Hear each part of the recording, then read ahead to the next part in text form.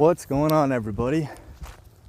So today in Ruck Thoughts, I thought I'd talk about Resident Evil 3 a bit, talk about leadership, and a funny flirting story that happened to me about 2 days ago. It's about 70-something degrees out, about 2 miles into my Ruck. I don't know if you guys give a shit, but anyway. So Resident Evil 3 just came out on April 3rd, I think it was, and it took me and the wife about a day or two to beat it. And don't get me wrong, it was an amazing fucking game.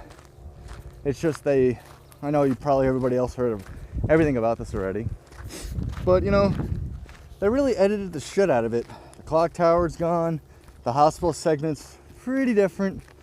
Jill doesn't even go to the damn RCPD.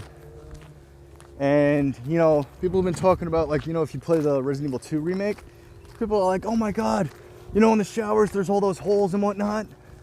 I always thought it was either going to be from Tyrant or Nemesis. But apparently, it was only for Carlos to blow a fucking hole in a wall with C4 explosives that miraculously just happened to be there. But, you know, all in all, it was an amazing game. I don't understand why people keep talking shit about it. It's a very good game. Good, very good animation. Yeah, they cut down the gore quite a bit, but it's actually not as bad as I thought it'd be. I mean, the hospital shootout with Carlos is great. Nikolai, yeah, dies differently. And how they tied it off at the end, I honestly feel like they're gonna make another game or something like that, because, you know, Nikolai's like, oh, you'll never know who I work for. But let's be real, he's more than likely working for fucking Wesker, because, you know, he hasn't shown up yet, because he dies in Resident Evil 1 in quotations. What the fuck is that? But, you know, it's not a bad game.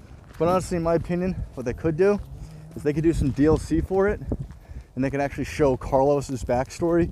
Because if anybody, yeah, this is how much of a nerd I am when it comes to Resident Evil. I read the Resident Evil 3 book. Well, I read all the books. But in the Resident Evil book, it actually shows Carlos, like, his backstory. It's like, starts out the chapter, he's taking a shower, he gets a phone call like, hey, get your shit ready. We're going to Raccoon City. We're going to save some people. I wish they would actually do some backstory with that.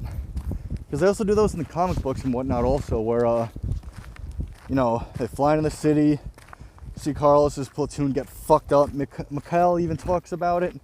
But, you know, he talks about it to Nikolai in like 5 seconds, and then he gets killed by Nemesis in the remake. But, you know, I know they did some backstory on it with, like, Dark Chronicles and whatnot. But, you know, show maybe a DLC of Nikolai, DLC of Mikhail, DLC of fucking Carlos. Maybe another UBCS operative. You know, show the backstory of the monitors and whatnot. Tell them, reporting stuff up to Umbrella. Maybe go to Umbrella headquarters where they're like, all right, Nikolai, you know, this is your mission. You gotta fucking do this shit. They could do so much backstory. I know they have plenty of time to do it, but, or they have plenty of shit to do. But, you know, I just thought it would be a great little story to put into the game. And, you know, the game was only like 2 or 3, 5 hours long. You know, there was DLC, like a 2-hour fucking DLC or whatever. I'll even pay fucking money for that. So Capcom could get a little extra money, and I'll fucking pay for it to play that.